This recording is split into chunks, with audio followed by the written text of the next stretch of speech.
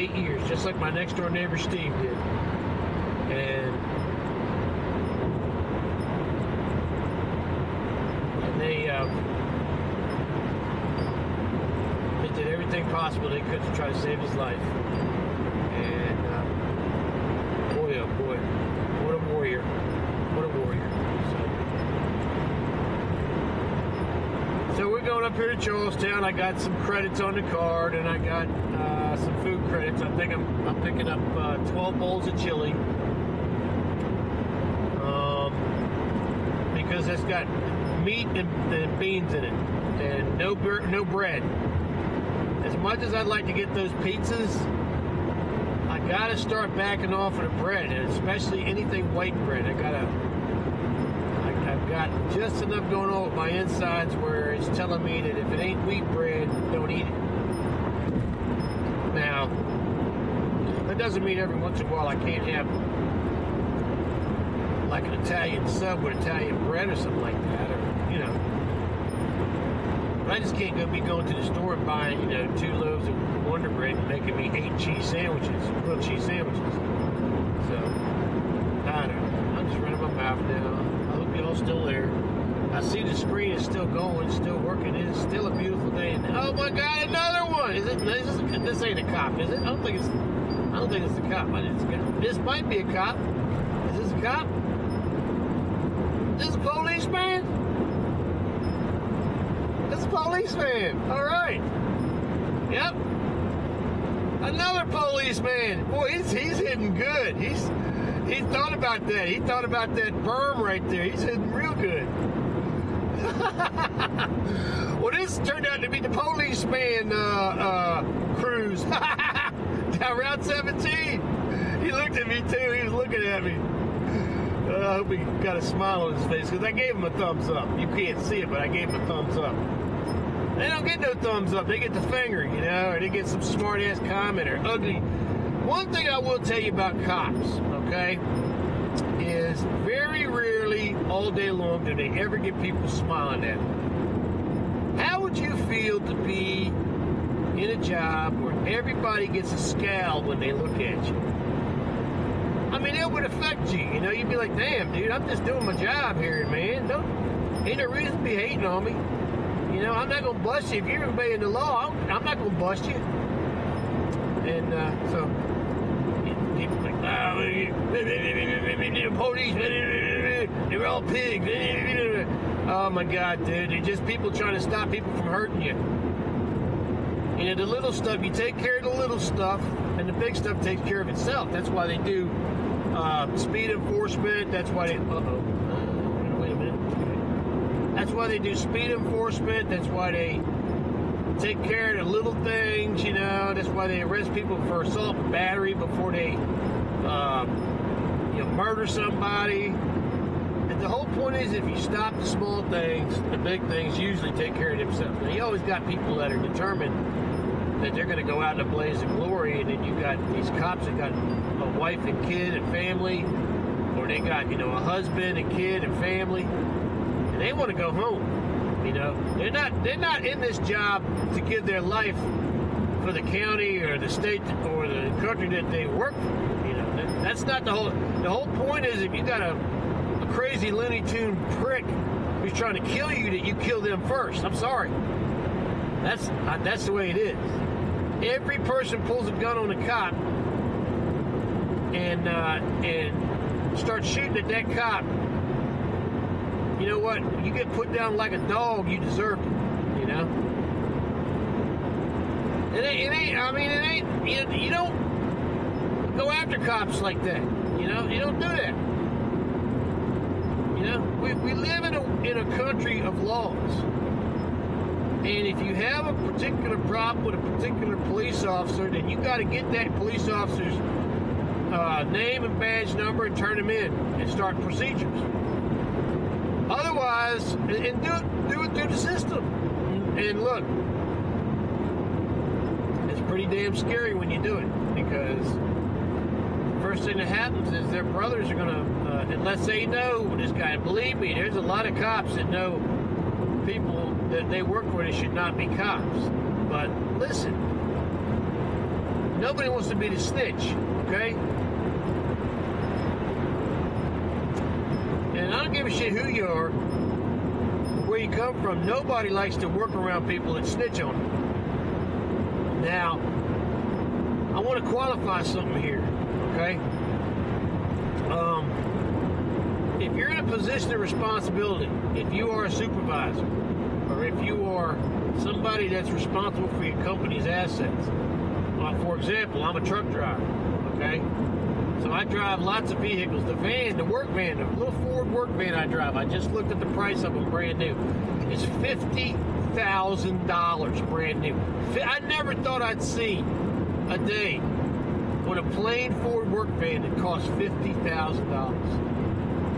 I mean, to me, that's insane. Because I remember when those vans were $3,000. Back in the late 60s, early 70s, you could buy a pickup truck for $3,000 with a V8 in it.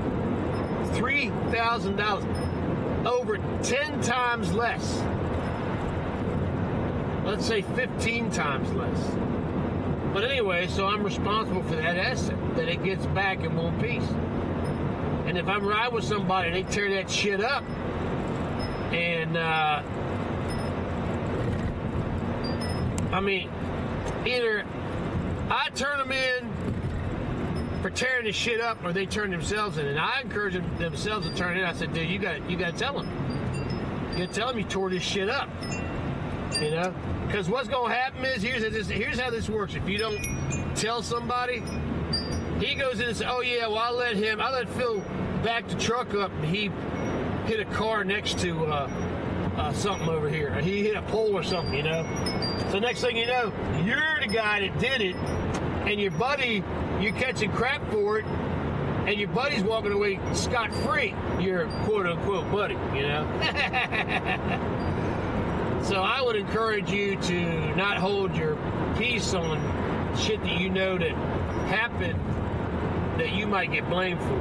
But, and there's also people who steal. You don't want them around you at the job. You don't want to be around them at the job. Because they will get in trouble and they will bring you down with them. And just tell them, but don't wait until they do something like that and then turn them to your boss. Tell them right off the bat, the first minute you see it, the first second you see it, dude, you're not going to do that around me. Don't steal around me. Tell them point blank. Say, look, don't steal around me. Don't do it. I will turn your ass in. Don't do it. Don't steal around me. This ain't your shit, and I'm responsible for it too. Don't steal around me. I don't play that shit. I don't do that shit. I'm here to make a living and go home. I'm not going to jail for you, boss. No, you ain't going to jail. You're damn right I'm not going to jail. The same thing with, I had a buddy of mine, good friend, still a good friend of mine. And my wife and I had this Nissan pickup truck. Real nice 5-speed 4-cylinder, 1989. I always loved that truck because it was beautiful and very reliable. And anyway, I was driving to work one day and we were leaving, and a buddy of mine said, hey, take me over to so-and-so's house. I'm going to go in. I'll be right back out in a minute. I said, I knew the guy, and I knew he was a dope dealer, a pot dealer. I said, you can go buy some pot? He said, yeah, I'm going to get a bag. I'll be right back out. I said, no, you're not. No. I said, come on, man. I said, look, I'll give you a ride home. You can get somebody to drop you off there and go take you. When you get home, you get somebody to come get you and do what you got to do. But you're not putting pot in my wife's truck. No, it's not going to happen. And he got all pissed. I said, look, you can get pissed off or you can get pissed on. I don't give a shit. You're not bringing that shit in my vehicle. Because, and I'll tell you one of the main reasons. I had just seen where the police, and my brother went through this, so I know. My brother who worked at the post office went through this. The police had done an 11-month investigation involving, God, I guess, 50, 60 people. And they characterized it as a drug ring. It wasn't no damn drug ring. It was just a bunch of people that like to smoke pot. And maybe they do a little cocaine on the side. And You know, God forbid somebody like to do a little heroin too. But anyway, it wasn't no damn drug ring. It was just people like to smoke pot. And my brother got caught up in that because he liked to smoke pot too. And one of the things about smoking pot that people don't understand is if you buy a big amount of pot and you sell off most of it, but you keep what's called an ounce of it or an ounce and a half, 2 ounces of it, it'll pay for itself. You ain't got to pay for it. You smoke for free. You don't make no money. The dealer gets his money. He gets paid. You get your smoke for free, and everybody's happy. This is not a situation where you get rich, you know, selling to underage kids and getting them addicted to a drug. It's just friends who smoke pot, and they offset the cost by selling to other friends in smaller quantities. But my brother got busted in that, and it was almost a year-long investigation. Now, as far as I know, they did not confiscate any of his property, but I had heard later that the cops was doing the very same thing all over America. They were doing these 10, 11, 12-month-long investigations, and what they would do is they would just do a spider's web of everybody who bought product, and then at the end of the 12 months, they'd take all their collected evidence, and they'd do a sting bust, and they'd charge everybody. And the Congress of the United States did this wonderful law. It's called a forfeiture law.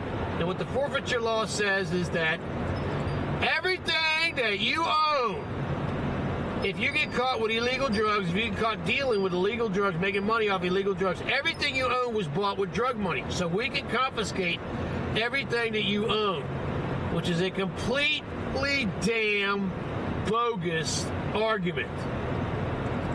Because most people who deal have day jobs. So everything they own wasn't bought with dope. But the law sticks.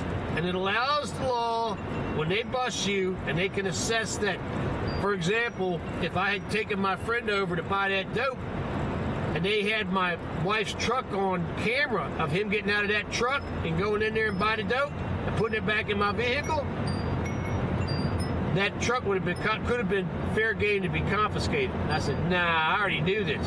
I knew this whole game. I said, no. No way. I don't smoke this shit. It ain't coming in my van. They're not going to come. And I told him, too. I said, I'm going to call him Buddy. I said, Buddy, look, here's the way this works. You might not know this, but our friend could be under investigation by the law. And the way they do these investigations is they do it months in advance. And then, you know, a year from now, they could come get my wife's truck and confiscate it. And I'm out the truck and I still got to pay for it. So, no, the answer is no. No. I'm not going to do that stuff. That's not going to happen. And we didn't go over there. He got his pot some other way, but he didn't get it with me. And that's kind of a steadfast rule with me. That's one of the reasons why, even back when I was a teenager, I was never a pot dealer. I was only a pot buyer because I just didn't trust people. To this day, I don't trust people. I don't trust a lot of people, you know. I'm blessed that I have the few people in my life that I trust. And one person in particular on this website that I trust. Because I don't trust anybody. I don't trust nobody. And I knew my luck. And my luck is, if I deal pot, I'm going to get busted. So that's the end of the video. I can see it's still playing, so this battery must be doing good. We're heading towards Paris, Virginia now. This is a pretty nice place here. This has just always been kind of neat. You got to be careful coming through here at night when you come back from the track because there's always deer on the side of the road. It's just a beautiful stretch of land through here. This is like the crack cocaine of country of Virginia here. This is really nice. Now, this is not the true crack cocaine. The true crack cocaine of country of Virginia is on a road that heads up through Virginia in the middle part of the state, west side. I think the road number is 525 or 522, and it heads up through the mountains. And if you ever get a chance, if you ever have a motorcycle, if you ever have a sporty car, you want to drive down that road, and you want to go ahead and take a camera with you and videotape the ride because, oh my God, sorry. That is a beautiful mountain road. Oh my God, is that a great road. And it opens up to some of the most beautiful valleys you'll ever see in Virginia, in West Virginia.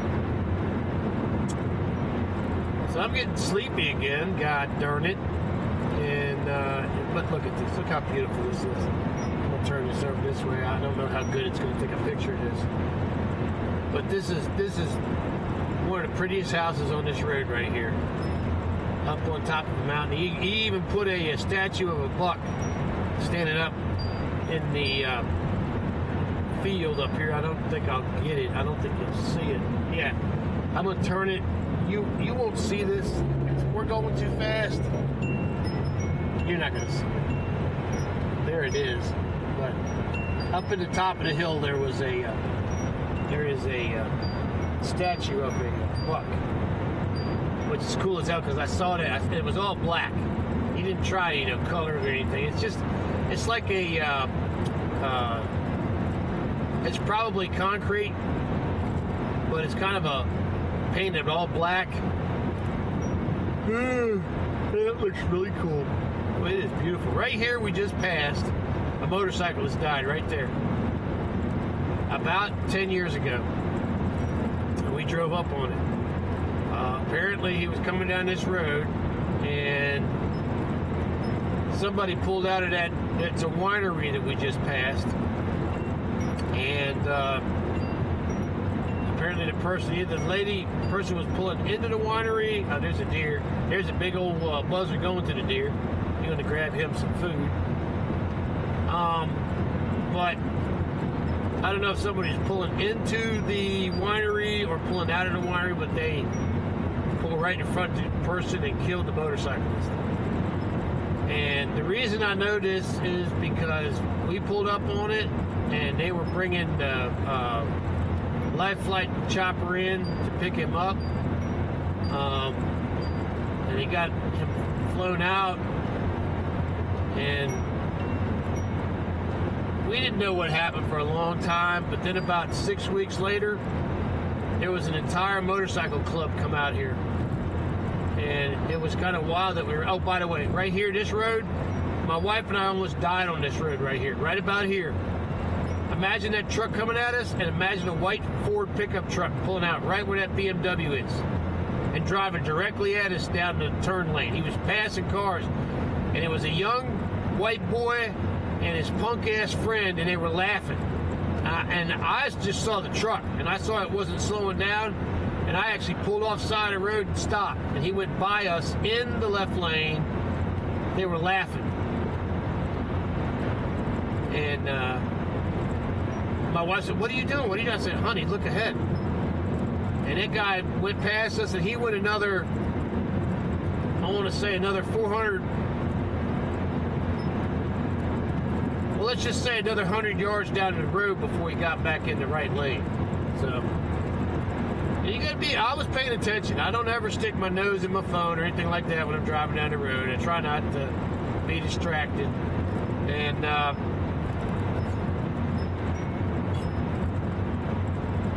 but this is a beautiful place. And it's normally not dangerous. It's normally beautiful.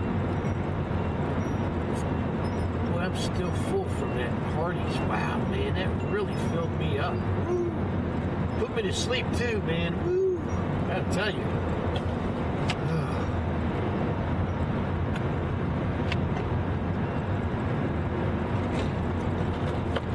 I'm pretty happy with this battery. It's lasted a good long time. I gotta get me 2 more. I'll buy all my stuff usually through Walmart.com, because Walmart.com, unlike Amazon, doesn't try to lie to you and get you to join their card. And Walmart.com does have a sort. All right, I'm going to turn you to the side here, to the left side, and hopefully you'll get a view of how beautiful this area is. But there's another dude got hit. Damn. Oh, there's another buzzard. Walmart.com has a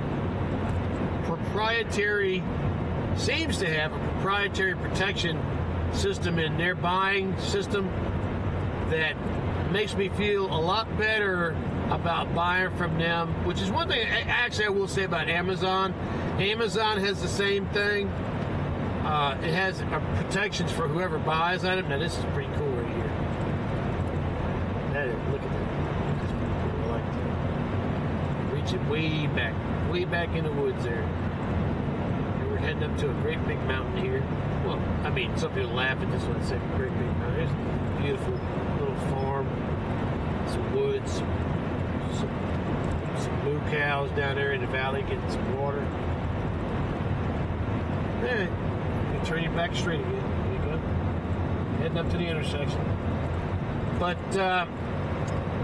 both Walmart.com and Amazon seem to have some protections for buyers, so I don't feel so scared by buying through them. I'm not a big fan of buying over the internet from any unknown website, and I'll include that to manufacturers' websites too. It has to be, you have to see a certain number of certifications. I have to see a certain number of certifications on those websites before I will spend my money on that website. But Walmart.com, if you buy through Walmart.com, you should be protected. I'm not going to guarantee it. If you buy through Amazon, it's one good thing about Amazon. Amazon is pretty good about protecting your private information. But Amazon is so slimy. I mean, they got me for about 8 months of credit card fees on their card one time. And let me preface this by saying this: I don't do a lot of pay stuff online as far as for entertainment and stuff like that. I'm not buying movies. I'm not, a member of Netflix or anything like that. I got cars trying to get around me here. I'm going to let him go. I'm not going to challenge him all the way up the road. I'm going to let him go. I got 2 trailers in front of me. They're going slow. Go ahead, pal. Get your damn Lexus and get up the road. You're in such a damn hurry. Go. Get it. Go get it. Go get it, Mr. Virginia. Okay, and here's another one. Go get it. Normally, if we weren't yapping, if I wasn't yapping, I'd be charging up this hill. But I ain't feeling it today. I'm actually got a little bit of a headache from my little sleep. But it's too nice to stay inside. I've been inside all morning. I think my sleep has been kind of chopped up. Here comes a Volvo. This guy's trying to get there. I'm going to let him go. Get on, bro. Oh, and here comes a Honda. Or is this a Toyota? I think it's a Toyota. There's a Toyota, and there's a red car coming behind them, and they're getting it. And this is a Toyota. Get it, Toyota. Go, man. Get it. There he goes. There's a 4Runner. Here comes a Dodge Charger. Oh, that's a Ford Explorer. Here comes a Dodge Charger. Come over the hill and slowed down. Now he's right on my quarter panel. He's just sitting there. Just sitting there. He was all in a hurry. He got up to my rear quarter panel and he just sat there. I had this happen to me day before yesterday with a guy in a Toyota Prius. And I was going down the road. I have my cruise control set at 72 miles an hour. Speed limit 70. But 72 miles an hour, I'm trying to preserve what's left of this car. And he drove. Now this guy in this Dodge Charger was in such a damn hurry to get down the road. Now he's got up here and now he's going to just block everybody up. He's got a bunch of light now. Now he's going to go. See, there he went. He got right up to the back end of that car and he stopped. Now he's going to pass the car. Anyway, this guy in this Prius really pissed me off. He came up, I passed him. At 72 miles an hour, I passed him. And it looked to me like what he was doing was he was in the far left lane and he was blocking people up next to an 18-wheeler. And so I got in the right lane. I saw it coming a mile away. He had like 4 cars backed up around him. And I was just cruising at 72, and I was closing on him. I said, son of a bitch, what's going on here? So I got in the far right lane, which is where I cruise anyway. And I got around everybody. And I went on down the road. And that pissed him off so much, he immediately passed the 18-wheeler, got in the middle lane. And when he did that, everybody blew past him. Everybody. All 4 cars he was holding up blew past him. And by that time, I was way down the road. I was like in the right lane, way down the road. Well, come to short of it, here we go, 4 miles down the road, and he comes blasting up in the middle lane. It's a 3-lane road. He comes blasting up in the middle lane. He gets right up next to me, and he parks his car. Now, we're doing 72 miles an hour. He parks his car directly at my driver's door and stays there for a mile. Literally right next to me. Right where my blind spot would be if I didn't see him, which I saw him, so I knew he was there.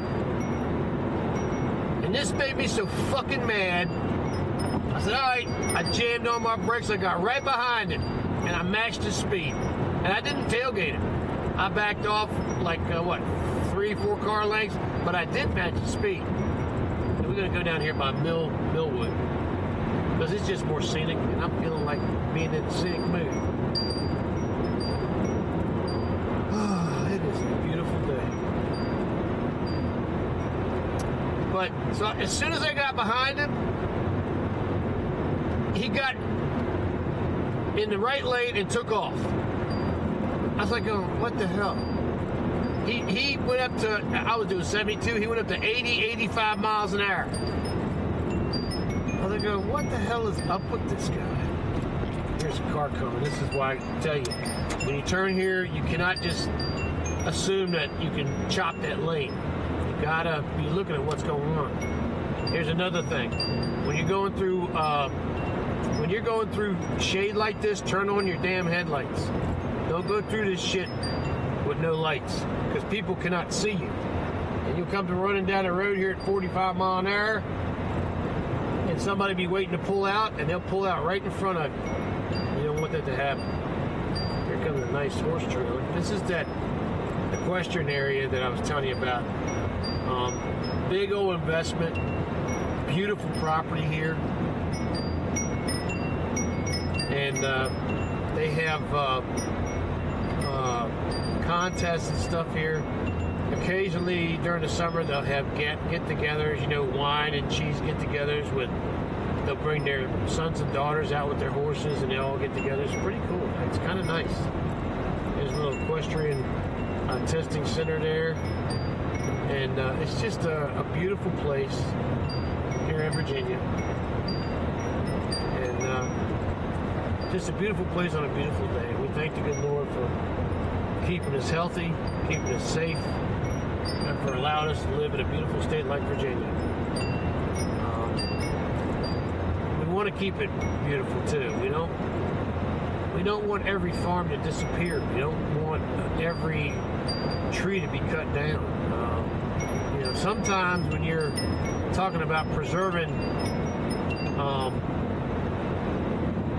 the country, you're talking about leaving it just the way it is.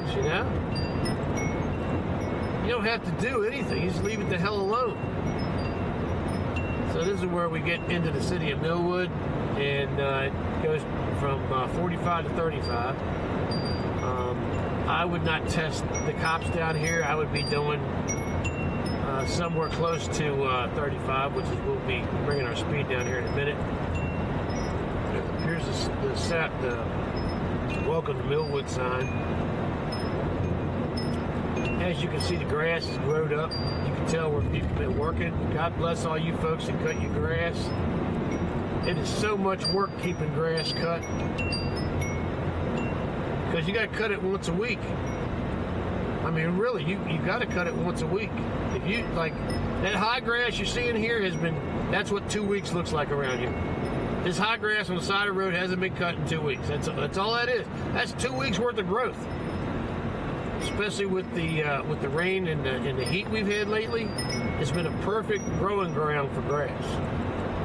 So I can't believe you're still running. I'm glad you're all still here. But Millwood is just a little town. As you can see, right here, as we turn this corner here, you're going to see a brick building on the left-hand side. That big building, it says Art Mill. That's actually was a mill at one time. And the people who grew grain around here came up here to grind their grain. Now, I got a family here trying to get across the road, I guess. Gotta see.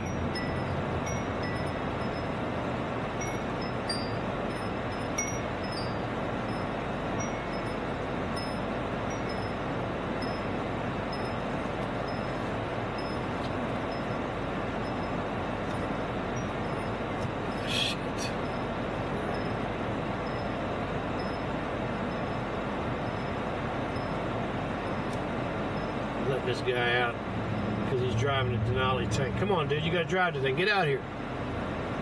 Come on now. For some testosterone. There you go.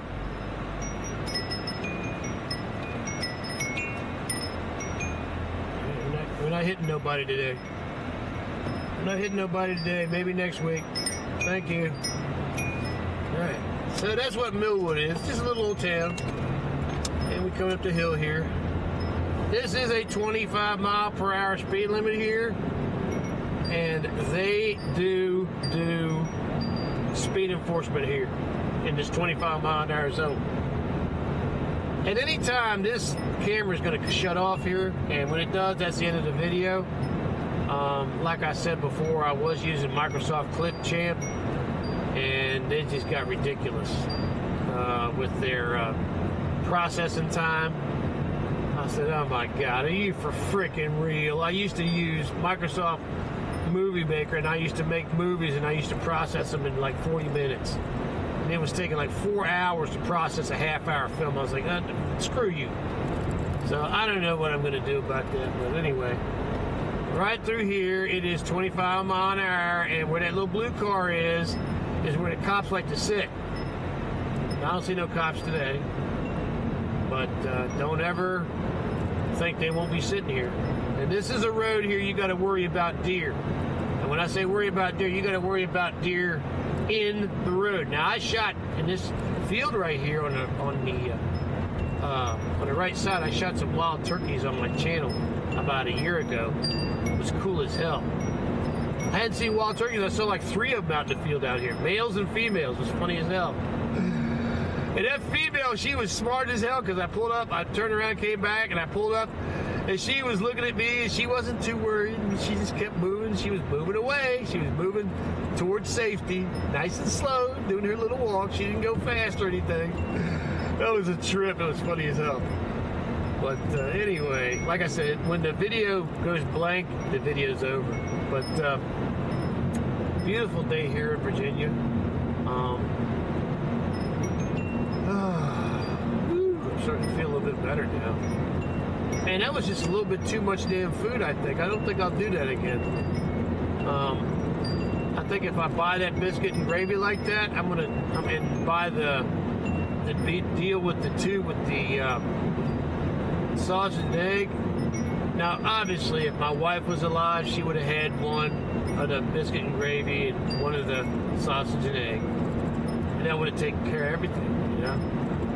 But I will probably take next time, and I will bring them home, and I will save them for another meal, another breakfast the next day. Because you can warm that stuff up, and it's just as good the next day. Hardee's breakfast food is really delicious. It really is. Now, I will say this. Whoever makes McDonald's breakfast sausage for their sausage, egg, and cheese McMuffin, in the past, they've done a great job. Now, the last one I got, which was oh God, maybe a month ago, the sausage tasted a little different. And that really broke my heart, kind of, because we got to go fresh asparagus. Fresh asparagus. I don't know if you're going to get a whole lot of people coming down the country road for fresh asparagus, my guy, but good luck.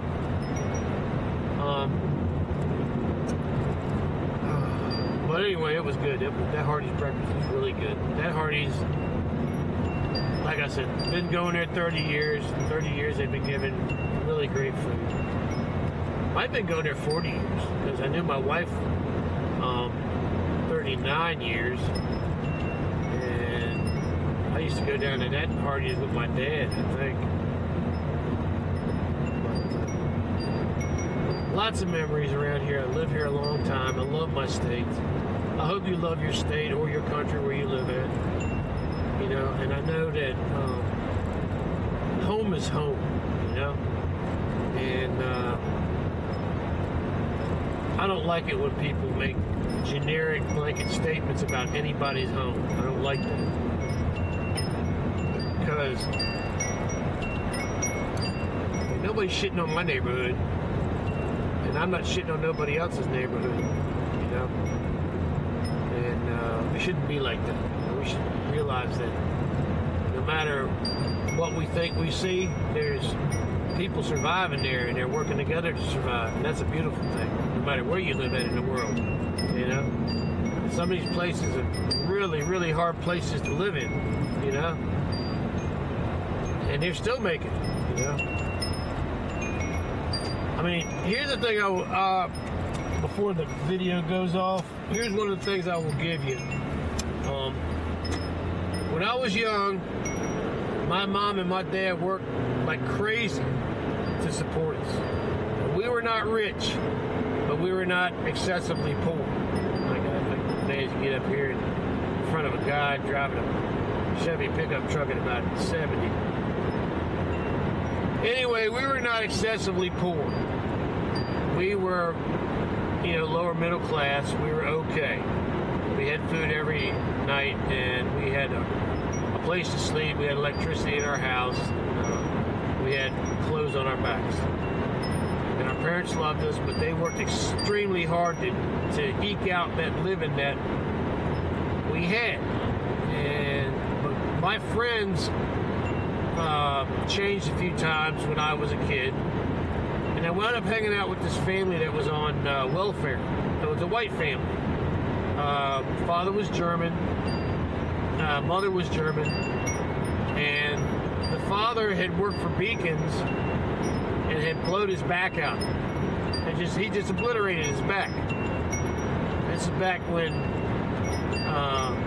back in the early 60s when, you know, back operations was pretty much put you in a wheelchair for the rest of your life. So he had his back operation, but it pretty much prevented him from getting a job as a worker ever again, and he went on welfare.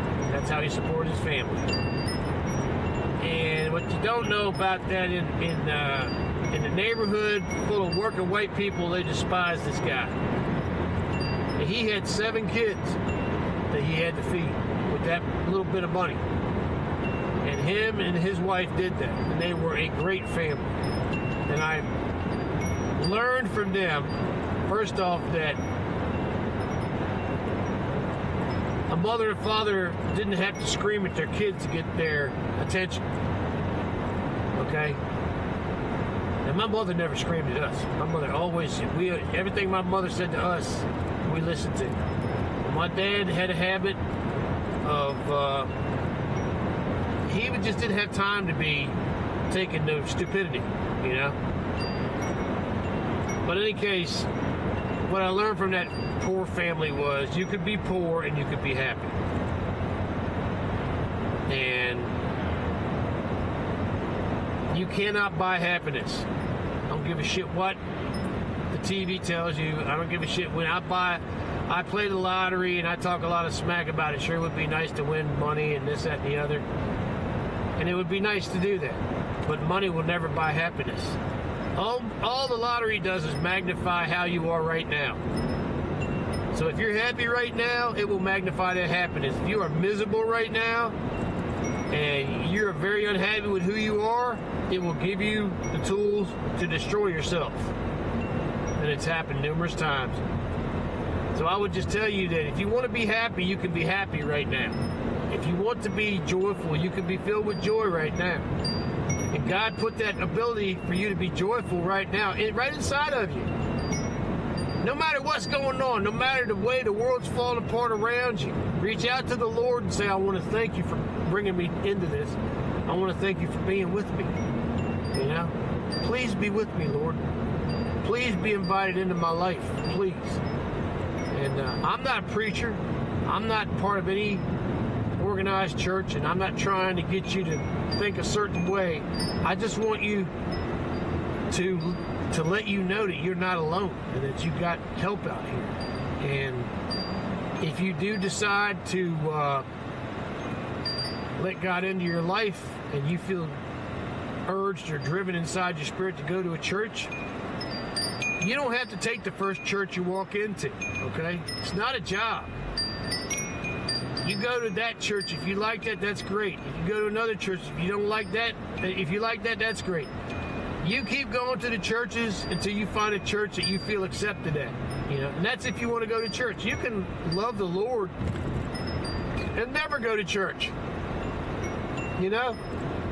I hate this idea that, well, you're not going to go to heaven unless you believe like we do. I'm like going, y'all do know that there's probably 5 billion people on this planet that don't believe like you believe. And you gonna tell me that no matter how nice them 5 billion people are to each other, now how much they love their grandmothers and grandfathers, love their moms and dads, how much they find a beautiful girl and they start a beautiful family and they take care of their kids, they raise their sons as decent men and raise their daughters as decent women. You telling me that the Lord's going to turn his back on them? I don't think so. Hold on, we got to let these people through.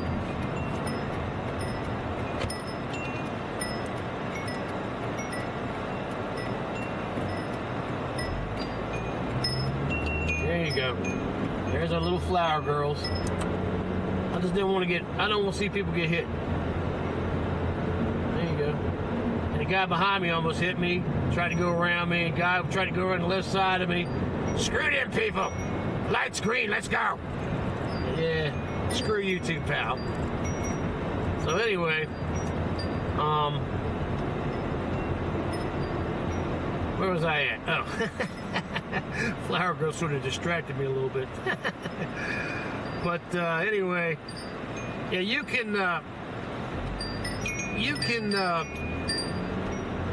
invite God into your life right now if you want to. And he's literally right there. He's right next to you. He's always been there. It ain't because I said it. It's because it's the truth. You know, they say we live as molecules in a sea of molecules, okay? So we're just vibrations in a sea of vibrations. And guess what the biggest vibration is that runs through that whole sea of vibrations? Yeah, that's right. Sky Daddy. That's right. Sky Daddy is the one. And then you would ask, why does he allow Satan to live? Well, that's a good question. And that's for another video. But suffice it to say this. Satan is his son. Satan has always been disrespectful and jealous and hateful. But he loves his son Satan just as much as he loves us. And he realizes Satan will never listen to him. So he gave Satan this world to do with as he pleases. And he brought us down here to live 100 years each time as the example of his love to give to Satan, to show Satan that, look, I'm sending these parts of me down here to you to try to convince you that, look, I love you. All you got to do is stop with the nonsense. And we don't owe Satan a thank you for making us coming down here. You know, we owe a thank you to God for being with us while we're here. So, anyway, that's what I believe. And yeah, you can believe whatever. You can believe in mathematics. I don't have any hate for anybody. And as long as you're constructive and you're peaceful and you help ease other people's suffering, man, I'm on your side. But then you get these people that are sick and they go, I ease people's suffering every day. Dude, shooting people is not easing their suffering, okay? You sick fuck. So, anyway, here we are. It's nice and sunny. And a couple more four-letter words came out. Gee whiz. And the battery's still going. That's amazing. That is amazing. I'm just telling you, we should be, the video should be stopping here in a minute. And that's cool. But we're only about 20 minutes from Charlestown now, I think. I believe it's 20 minutes. And it continues to be an absolutely gorgeous day here. You know what I'm going to do? I'm going to pull up here. God darn it. I'm going to have to pull this out. If I do what I'm about to do for you here, I'm going to have to pull this out of the tripod.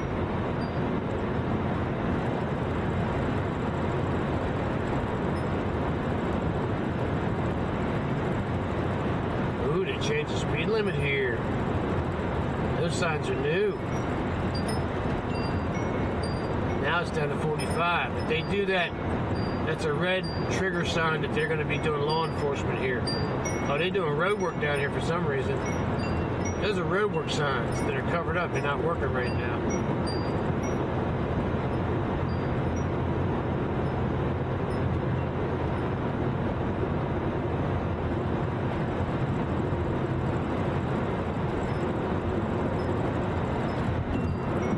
It'd be nice if I could pull my car up where I want to pull it up and give you the view I want to give you. And then I wouldn't have to pull this camera out of the tripod. We're going to try for that. I'm going to try to get the car's hood aimed in the direction that I want to get it aimed in. And I think there's a raised up spot on the right side of the road here. Here we go. Here we go.